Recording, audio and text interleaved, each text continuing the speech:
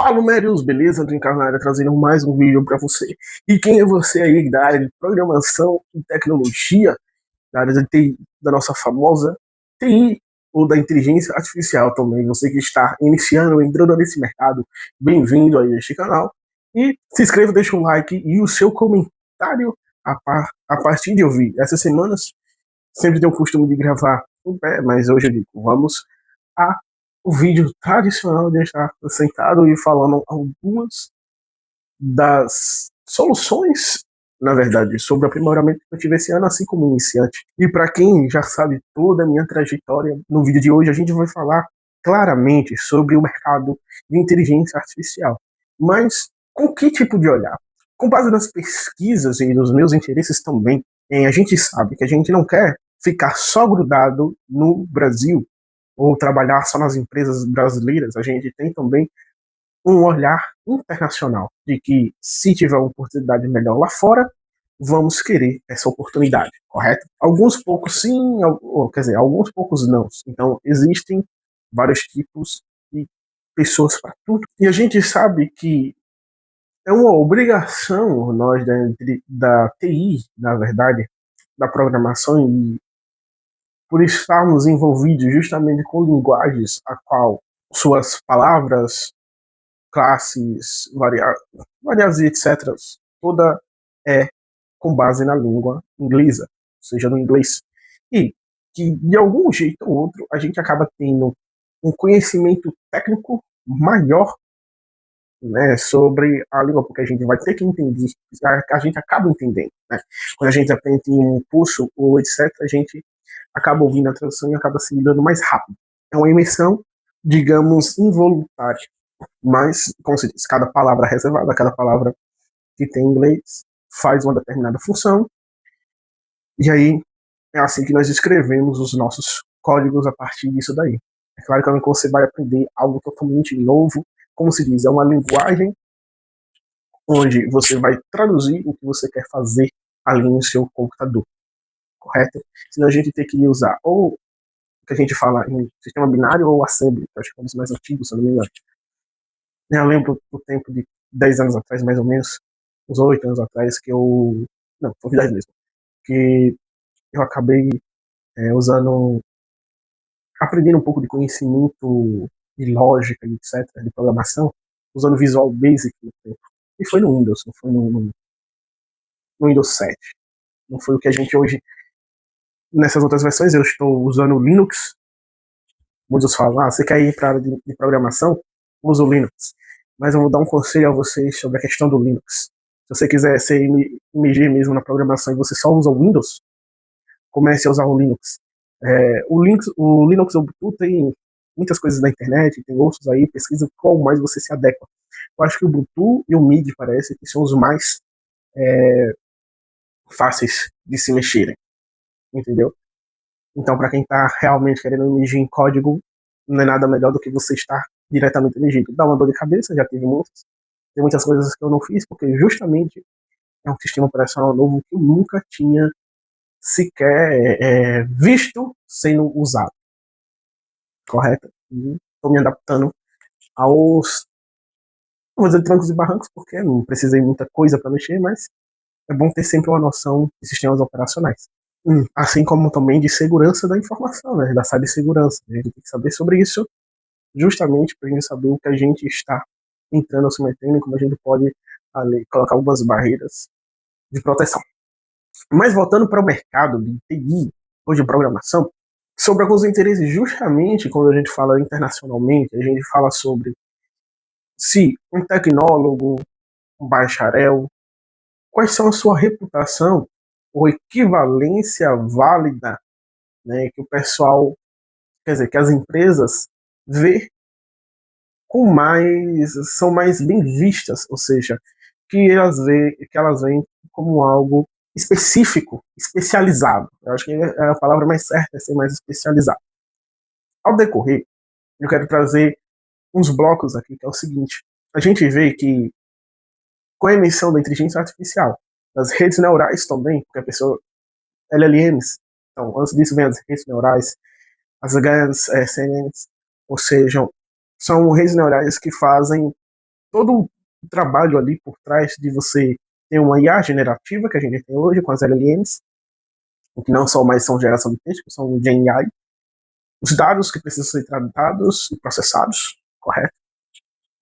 Para ter uma saída melhor e ter uma IA mais otimizada em novos modelos, né, melhores também. Sobre as profissões e salários, vamos pincelar sobre isso e principalmente sobre a questão faculdade, bacharelado versus tecnólogo e a realidade dos casos e caminhos que a gente pode encontrar com ênfase. Esse vídeo é com ênfase em IA. Por que isso, Antônio Carlos? Por que isso, Antônio? Ele vai dizer Antônio Carlos. Em primeiro lugar, porque eu estou fazendo tecnólogo, realmente. Em segundo, a questão de estágio, da dificuldade ou da facilidade em ter estágio para isso, em oportunidades novas sobre esse mercado, o que mudou, o que deixou de mudar, na verdade. E o que a gente vê a realidade hoje, né? Porque futuramente vai ter algumas modificações, com certeza. Mas algumas a gente pode prever e outras não. E é o normal. Vamos lá. Eu não tenho tanto tempo assim de TI, de programação. Apesar que eu já tinha estudado quando eu era adolescente, só que eu não peguei, enfim. Então, quem não pratica, praticamente só tem algumas lembranças, né? E eu estudei a C++, mas tem muita evolução nesse background. Então, eu só posso falar desse ano de 2025 foi quando eu comecei a realmente estudar. E quando eu comecei realmente a estudar programação, como eu estou falando da linguagem Python, é praticamente esses meses após estou produzindo um conteúdo, a qual eu aprendi o SQL e estou aprendendo mais aprofundadamente Python. Na verdade, eu posso dizer que eu estou entendendo muito mais sobre a linguagem Python do que antes. E eu acho que fica para um outro vídeo. Na verdade, eu posso dar uma pincelada nesse vídeo sobre a questão do conhecimento também, adquirido, aprimorado nesses últimos 5 meses. Já são 5 meses, é rápido demais. E vamos lá. Primeira parte. A procura de uma faculdade específica em IA.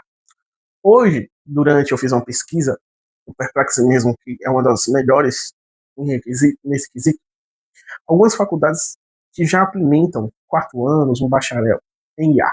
O que eu faço hoje na Unicesumar é um tecnólogo em inteligência artificial e machine learning de 2 anos e meio. Com isso, a gente vai falar sobre as devidas profissões.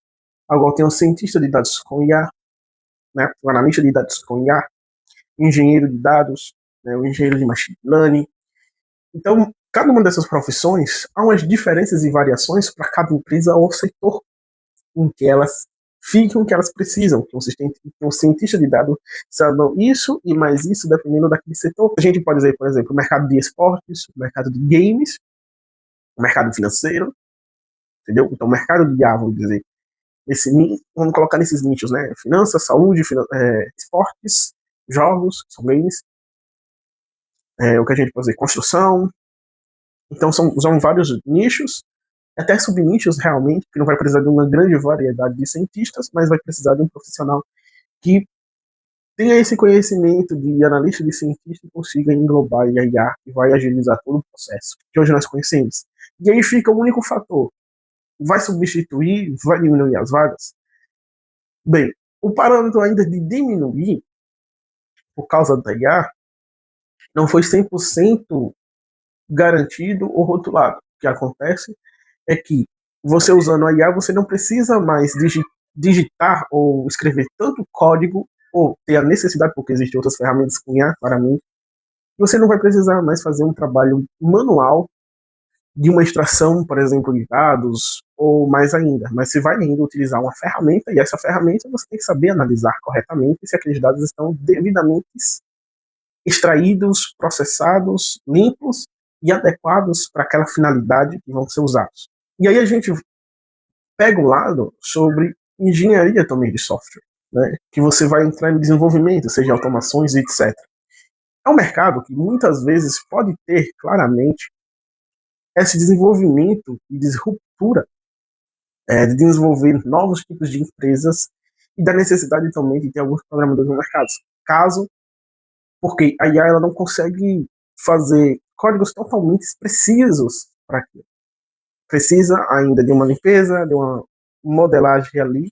Então, o tipo de profissional hoje em dia que eu vejo é aquele mais que tem que saber de código, tem que saber codar, mas tem que saber usar a inteligência artificial ao seu favor, porque ela vai gerar o código, talvez já comentado, etc. E você vai verificar todo aquele código ali e modificar aquilo dali que não é necessário ou que necessita ser mudado realmente para aquele código funcionar. Não vai ser simplesmente você pegar o código todo, colocar ali e mandar ela fazer, não. Você vai ter que saber o específico dali e ela vai fazer aquele específico que você comandou. E se você vê alguns erros, você vai saber consertar e adicionar ali em todo o aspecto da estrutura daquela aplicação, correto? E aí a gente vem sobre tecnólogo versus bacharelado. No mercado brasileiro, o tecnólogo e o bacharelado, ambos têm uma visão simples. Possa ser que algumas empresas internacionais podem ter uma visão melhor sobre o bacharel, claramente, porque são mais anos de estudos e tem uma especificação melhor. Já o tecnólogo é algo como se fosse mais um técnico, assim dizer, mas claramente não é isso que eu quero falar, não é um técnico, né? Mas é mais voltado ao mercado direto do trabalho para ingressão rápida. Você tem um estudo melhor e tal. E aí? Como eu digo, quando a gente tem poucos parâmetros e poucos dados sobre uma faculdade realmente que hoje a gente vê, vamos dizer, outras opções, né? Ciência de dados, ciência da computação, ciência de software, né? Na verdade, engenharia de software, que é uma das faculdades assim mais, vamos dizer, mais novas do que essas outras áreas, como engenharia da computação, etc. Engenharia de software, que tem um grande valor no mercado internacional, por ser um bacharel, claramente, né? Ou seja, de um tecnólogo para um bacharel, eles vão justamente querer um tecnólogo, porque é equivalente aos bacharelados que ele já tem lá. Um tecnólogo de 2 anos e meio, ele não se, às vezes ele pode sim se enquadrar uma equivalência em uma graduação de 3 anos que tem internacionalmente. Quando a gente fala internacionalmente, vamos dizer assim, equivalência tanto no Canadá, Estados Unidos e Japão. Porque, vamos dizer, esses três aqui, a gente pode dizer que os outros países também vão seguir algo parecido como esses. E aí a gente fala, você é ruim? Dependendo das instituições aqui no Brasil, você pode fazer o seu bacharelado ou o seu tecnólogo e poder aproveitar 70% até 70%, de 30% a 70% do tecnólogo e fazer o bacharel aproveitando as disciplinas que você, as matérias que você já fez no seu tecnólogo também. Entende? E é claro, com tecnólogo no Brasil, você consegue fazer uma pós-graduação e também um mestrado em lato sensu em algumas das instituições também que aceitam. Vale ressaltar que algumas faculdades já estão tendo bacharelado em tecnólogo, mas no meu caso, eu não tinha. Não estou falando que é ruim formar um tecnólogo, certo? Aqui a gente está falando sobre o mercado nacional e como a gente pode se tornar um potencial profissional, uma mão especializada internacional para outro país, seja um remoto, seja para imigrar realmente para outro país. E nesse caso, a gente tem que saber as definições, os requisitos necessários, porque quando você vai entrar no mercado de inteligência artificial e você faz um tecnólogo, vamos dizer, e depois você bate a porta, né, bate a porta na tua cara, porque você não tem um bacharelado, isso não é tão bem visto, isso dificulta um pouco para você morar em outro país, caso você tenha uma oportunidade. Então é isso que eu vejo. E também é uma preocupação minha, já que eu estou fazendo um tecnólogo também. E aí vem que alguns países ele pode juntar o seu tecnólogo com o seu tempo de experiência. Vamos colocar em base isso no Japão, por exemplo. Você pode fazer também uma segunda graduação, isso realmente, já para outros países, você faz uma equivalência e tenta ver se consegue ali não ter que fazer tudo do zero. Você pode fazer uma pós-graduação em engenharia de software ou mestrado também. Isso vai depender muito das faculdades ou da instituição que disponibiliza sobre isso. E aí vem o plano seguinte: quais pós-graduação, especialização ou MBA eu posso fazer para ser relevante no mercado internacional, tendo um tecnólogo de ADS ou de etc. ou de outras profissões, ou de outros tecnólogos também, segurança da informação. Então você tem que fazer uma vasta pesquisa e saber qual a profissão que você já está mais inserido. E nisso daí você procura as especializações. Claramente você tem o inglês intermediário para um avançado, eu acho que é um dos pontos mais fortes, né? Vamos dizer, para algumas empresas que necessitam de um espanhol, do japonês ou do inglês, por exemplo. Francês, como tem no Canadá, se você tiver inglês e francês, é mais fácil eles contratarem você tendo um francês ali intermediário, ser muito mais rápido do que você ter só um inglês intermediário também. Isso é porque lá fala que tem essas duas línguas, correto? E que vem essa, vamos dizer, esse aprimoramento no seu currículo de você ter um tecnólogo, você vai fazer uma equivalência, você ter uma pós-graduação, você tenta também, por meio disso, fazer aquela compensação e ter um bacharelado num futuro próximo ali, correto? Então, são coisas que ainda dá para se desenrolar futuramente. Estou falando no meu caso. Mas, internacionalmente, muitas pessoas alertam quando vai para uma empresa europeia, por exemplo, na Espanha, realmente tem muito mais valor um bacharelado, principalmente para você for migrar, correto? E você tem as opções de uma pós-graduação, se especializar, e com o tempo também de mercado, com experiência, etc., você consegue também. Mas tem isso que você sempre tem que pesquisar se seu curso ele tem uma equivalência a uma graduação naquele país que você vai migrar ou nos países a qual você vê que tem mais oportunidades para isso, para mudança de vida. E qual é o terceiro ponto que eu ia falar? É a questão das profissões blockchain. Mas antes disso eu vou falar sobre o conhecimento. Deixa o seu like, comentário e se inscreveu no canal Numérico. As profissões, cara, e o conhecimento, na verdade, quando você começa a lógica de programação, algoritmo, você fala sobre arquitetura, é, orientada a objeto também, né? Programação orientada a objeto, etc. Bem, se você sabendo já a lógica de programação e algoritmo, já é a base essencial para você ser um programador. Você vai conhecer linguagem de programação e também estudar sobre estruturas de dados, arquitetura de dados também. Na verdade, arquitetura de software, etc. Então, tem conhecimentos que é muito mais fácil você ter uma lógica de programação e saber programação e começar fazendo projetos e estudar a estrutura de dados para que você dê essa aprimoração do que você seguir esses passos assim. Que eu não vejo muito, como se diz, eu vejo uma barreira muito maior, mas não significa que esses conselhos sejam ruins, na verdade. É com base em pessoas que já são sênior, já têm um conhecimento de contratar pessoas, etc., e do que realmente as empresas estão necessitando nos cargos que se pedem. E se a gente for notar os estágios hoje em dia, que a gente está pesquisando muito, você já tem que ter um conhecimento bem bom de loja de programação e saber programar também.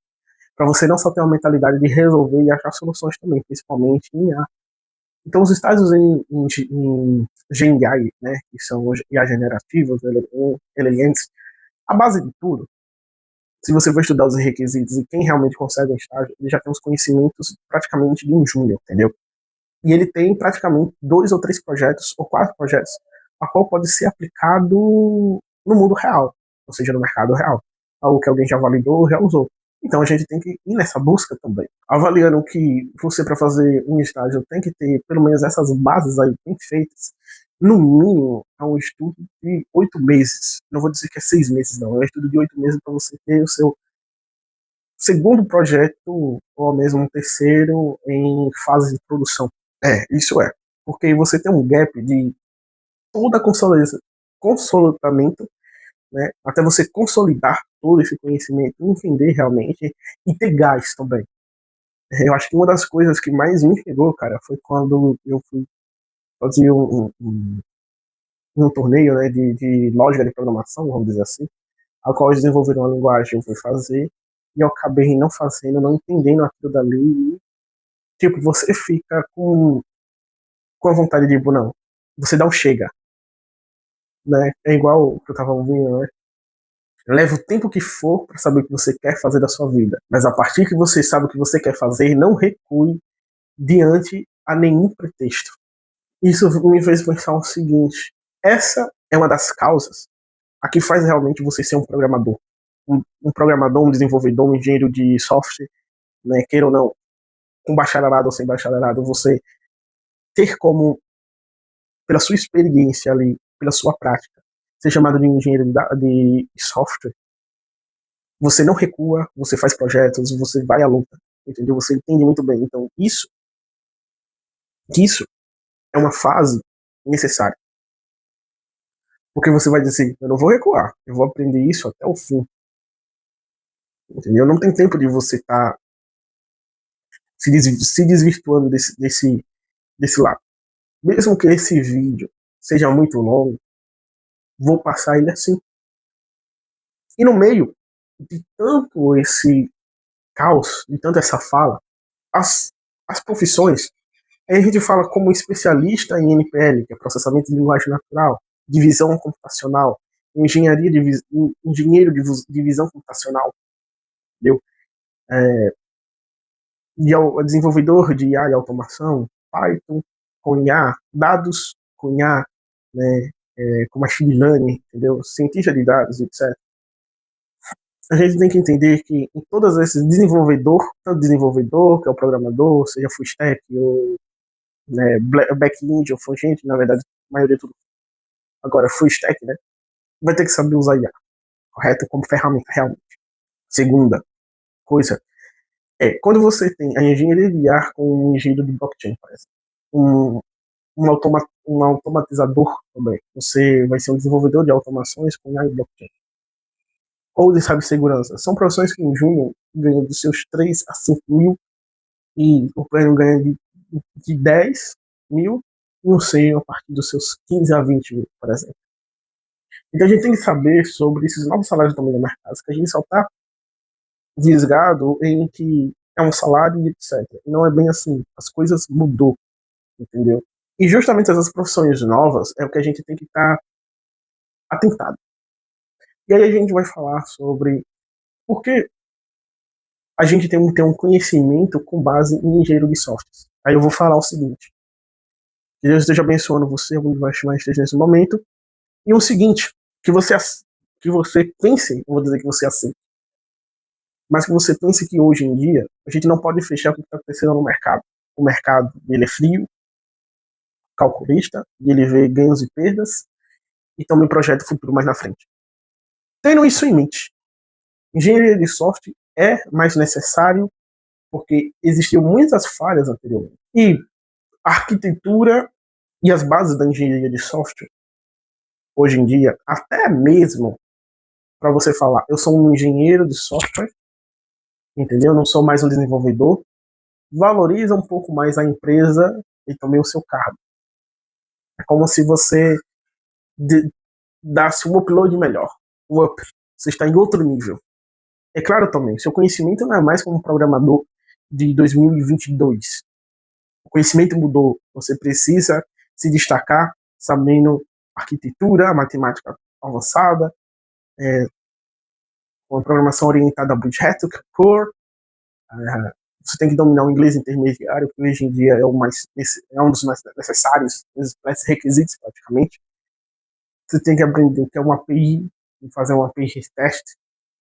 Você tem. Esse é um mercado que ele realmente já exige que você esteja um passo de ser um profissional maior do que antes. E com a inteligência artificial, isso, na verdade, amadureceu muito mais. Não estou aqui para falar se ela vai ou não tomar um emprego, eu estou falando sobre o mercado em que ela já está dando vagas e já está soltando empregos aí, correto?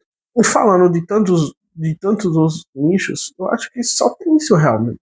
E a estimativa é que a gente vai ter muitas profissões relacionadas com a nuvem, principalmente para mantê-la segura e no ar estável. Você vê que existem muitas quedas nas nuvens, falta de segurança e por aí vai. Então, o programador ele tem que se concentrar, na verdade, não só nas mudanças, mas saber que além do básico, ele tem que ser um estrategista, até isso, estrategista também, em se posicionar em uma tecnologia como, pô, eu não, sendo programador, vai ser igual um médico praticamente. Você não pode parar de estudar. Vocês têm que estar evoluindo porque a tecnologia evolui, tanto os aparelhos como os softwares, etc. E isso é necessário. Valeu, fui, fique com Deus. e que mais um vídeo quinta-feira.